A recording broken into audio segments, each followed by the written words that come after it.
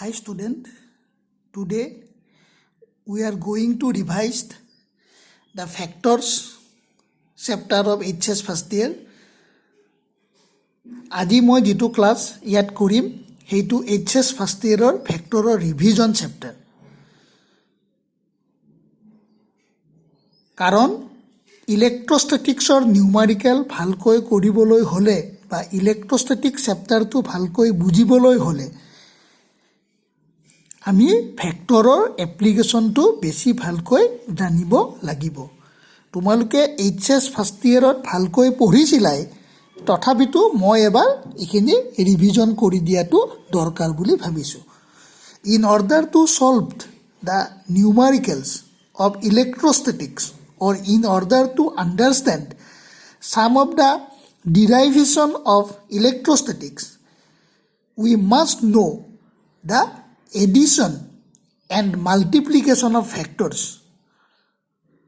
That is why we want to revise the factors chapter of HS first year. So, ami janu, we know that a factor is represented by this symbol. It is called magnitude of the factor. It is called direction of the factor. Etuk factor ki buli koy direction buli koy n cap buli koy ba a cap buli koy. Moi eta horu eta example here disu te say my magnitude is 5 unit. 1 2 3 4 5. So what is the magnitude of a cap? It is 1 unit. Say this is 5 centimeter. Then magnitude of a cap kiman hobo 1 centimeter. ধৰি লোৱা ইয়াৰ magnitude to তোমাৰ কিমান 50 millimeter. কাৰণ 1 centimeter is 10 millimeter. So it is 50 millimeter. Then what is the magnitude of a cap? It is 1 millimeter. Clear হৈছে নহয় এটোৱে মোক magnitude দিব আৰু এটোৱে direction দিব. Factors has magnitude as well as direction.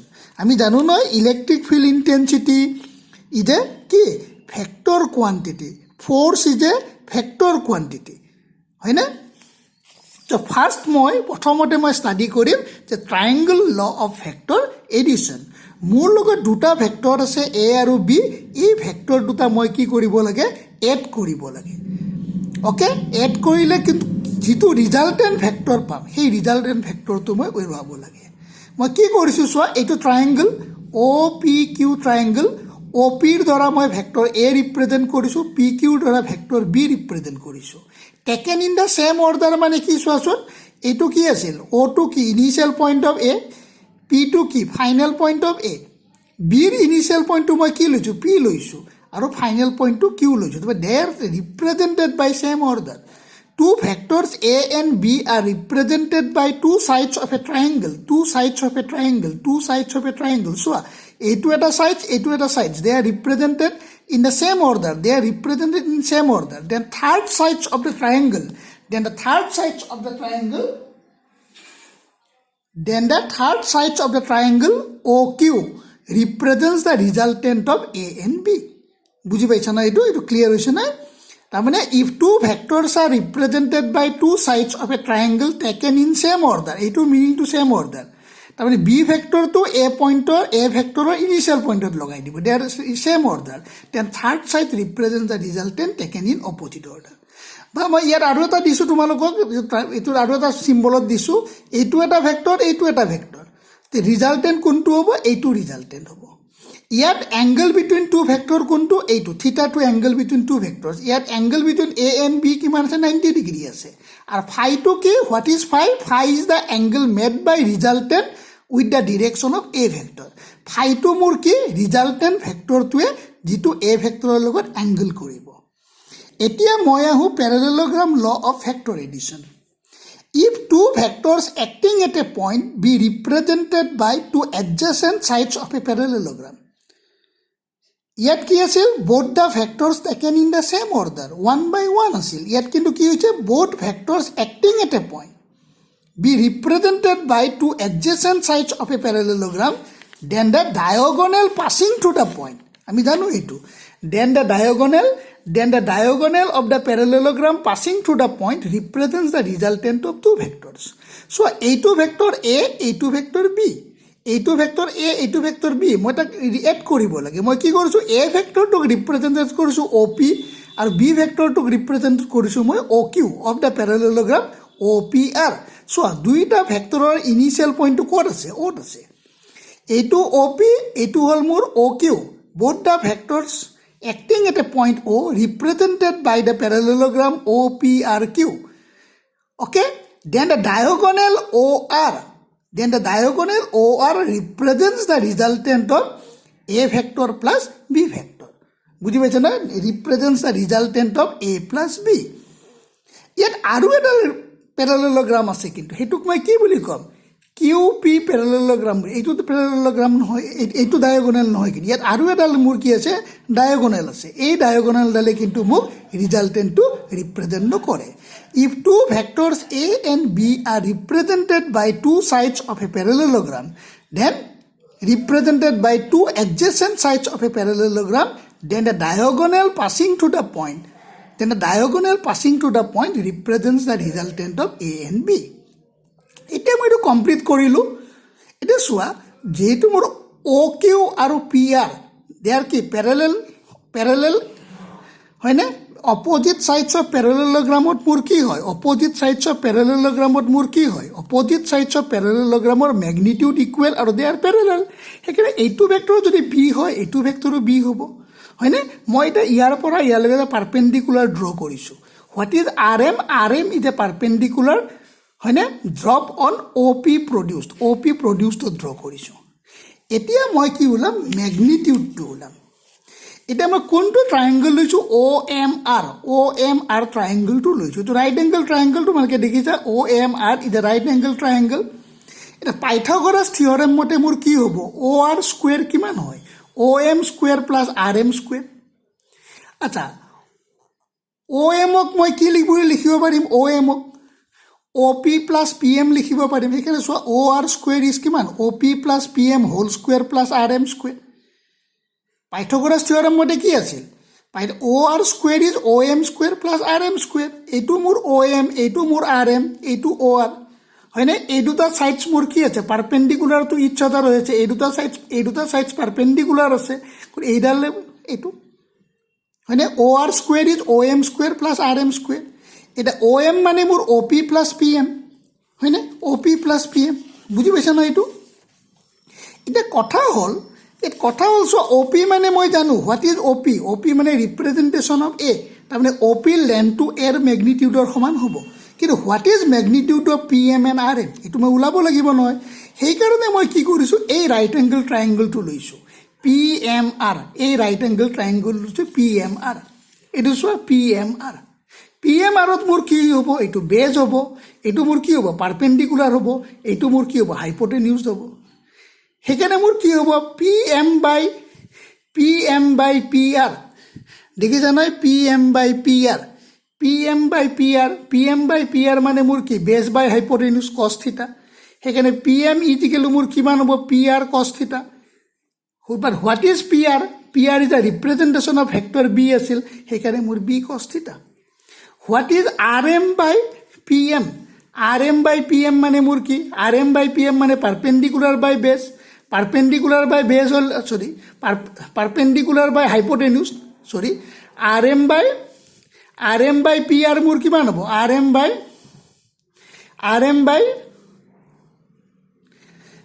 By PR হ'লে মোৰ কিমান হ'ব, RM বাই PR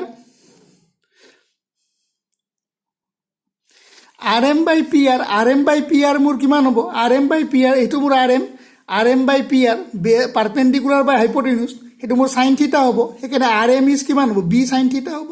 এতিয়া তুমি ইকুৱেশ্যন 1টো এইটো আছিল, OPৰ জেগাত A পুট কৰা, PMৰ জেগাত মই কি পুট কৰিম, B কছ থিটা পুট কৰিম, B কছ থিটা। আৰু RMৰ জেগাত মই কি কৰিম, B চাইন থিটা পুট কৰিম। এইটো A square plus B square কৰি দিলোঁ, A square plus twice AB কছ অফ থিটা প্লাছ B স্কুৱেৰ কছ থিটা, এইটো B স্কুৱেৰ চাইন স্কুৱেৰ থিটা হ'ল। ইয়াত B স্কুৱেৰ কছ স্কুৱেৰ থিটা আছিল, B স্কুৱেৰ চাইন স্কুৱেৰ থিটা আছে। B স্কুৱেৰটো কমন ল'লে কিমান, কছ স্কুৱেৰ থিটা প্লাছ চাইন স্কুৱেৰ থিটা 1 হ'ব।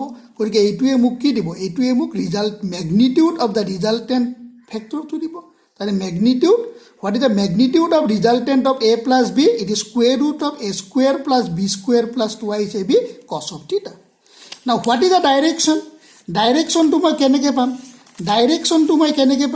ডাইৰেকশ্যন পাবৰ কাৰণে মই আকৌ আগৰ ট্ৰায়েংগলটোলৈকে গুচি আহিছোঁ চোৱা এইটোত চোৱা OMR এই ট্ৰায়েংগলটোত আহিছোঁ এইটো মোৰ OM হয়নে এইটো বেছ RMটো মোৰ কি পাৰপেণ্ডিকুলাৰ আৰু এইটো মোৰ হাইপোটেনিউছ মই কোনটো ৰাইট এংগল ট্ৰায়েংগল লৈছিলোঁ OMR আগৰ ৰাইট এংগলটো এইটো মোৰ ফাই আছিল tan ফাই এইটো মোৰ tan ফাই আছিল এইটো মোৰ tan ফাই আছিল এইটো ফাই তো tan ফাই হ'লে মোৰ কিমান হ'ব tan হ'লে বেছ বাই হাইপোটেনিউছ বেছ বাই পাৰপেণ্ডিকুলাৰ বাই বেছ হয় tan ফাই হ'লে কি হ'ব তোমাৰ পাৰপেণ্ডিকুলাৰ বাই বেছ হ'ব পাৰপেণ্ডিকুলাৰ তোমাৰ কিমান RM বেছ তোমাৰ কিমান হ'ব OM হয়নে tan ফাই মানে তোমাৰ কি হ'ব পাৰপেণ্ডিকুলাৰ বাই বেছ আহিব এই ৰাইট এংগল ট্ৰায়েংগলটোত OMRত পাৰপেণ্ডিকুলাৰ কোনটো RM বেছ কোনটো OM so tan phi is কিমান হ'ব RM by OM so tan phi is RM by OM what is OM OP plus PM OP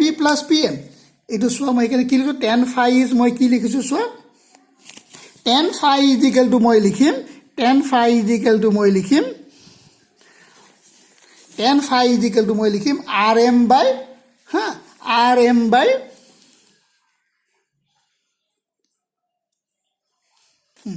tan phi মানে মই কি লিখিম চোৱা tan phi মানে কি লিখিম RM by OM so RM মানে মোৰ কি আছিল RM মানে মই অলপতে ওলাইছিলোঁ নহয় B sin theta আৰু OM মানে মোৰ কিমান OP plus PM OP ৰ জায়গাত মই A লিখিছিলোঁ PM ৰ জায়গাত কি লিখিছিলোঁ B cos theta লিখিছিলোঁ এই মানে তোমালোকে দেখিছিলা না এইটো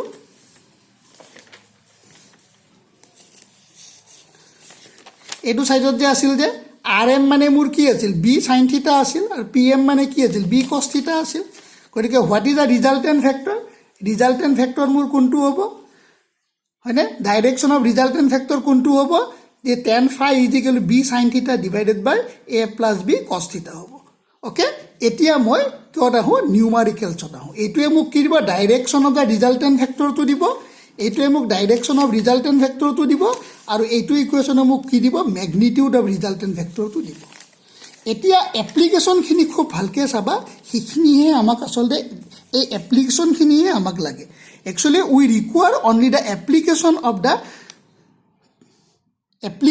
the parallelogram theorem in electrostatics first application if the vectors are parallel to each other তো what is the angle between them so theta is equal to 0 what is the value of cos 0 it is 1 what is the value of sin 0 so what is the modulus of A plus B square root of A square plus B square plus twice AB cos of theta so cos theta জায়গাত মই কি লিখিছো cos 0 লিখিছো cos 0 ৰ value 1 তাৰ মানে square root of A square plus B square plus twice AB তাৰ মানে এটো কিমান হ'ব A plus B whole square so modulus of A plus B মোৰ কিমান হ'ব A plus B মই কিয় ম্যাক্সিমাম লিখিছো তাৰ মানে if the factors are parallel to each other if the factors that we have to add are parallel to each other then magnitude of resultant always has maximum value what is that maximum value magnitude of first vector plus magnitude of second vector so what is the direction tan phi is equal to B sin of 0 divided by A plus B cos 0 sin 0 0 হয় তো হেকে tan phi 0 so phi is 0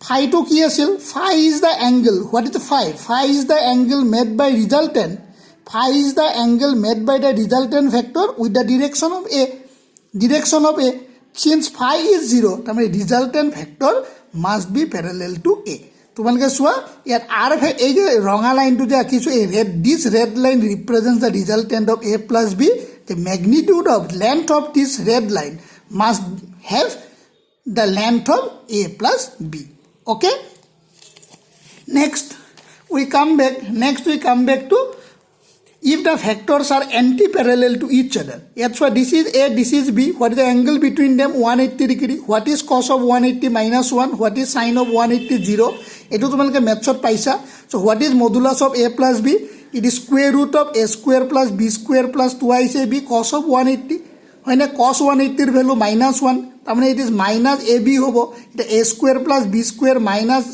twice AB মানে কিমান A minus B whole square square root আছে গতিকে মোৰ a minus b হ'ব তাৰমানে minimum তাৰমানে if the vectors are antiparallel to each other what is the magnitude of resultant vector larger magnitude minus smaller magnitude চোৱা red লাইনটো কেনেকৈ আছে ৰেড লাইনটো কোনফালে গৈছে along the direction of a vector গৈছে বুজি পাইছা তাৰমানে ইয়াৰ পৰা ইয়ালৈ এইখিনিৰ পৰা এইখিনিলৈ তোমাৰ কি হ'ব a মাইনাছ b হ'ব because this is the b vector and this is a vector so' what is a minus b so' this is a minus b so' this length must have the length of red line okay so what is tan phi b sin of 180 divided by a plus b cos of 180 sin 180 0 so tan phi 0 so phi is 0 that means red line is parallel to larger vector next condition if the vectors are perpendicular to each other then what happens so this is a vector and this is b vector this is a vector this is b vector yes or no this is a vector this is b vector this angle is 90 degree so what is cos of 90 it is 0 what is sin 90 it is 1 so therefore what is the magnitude of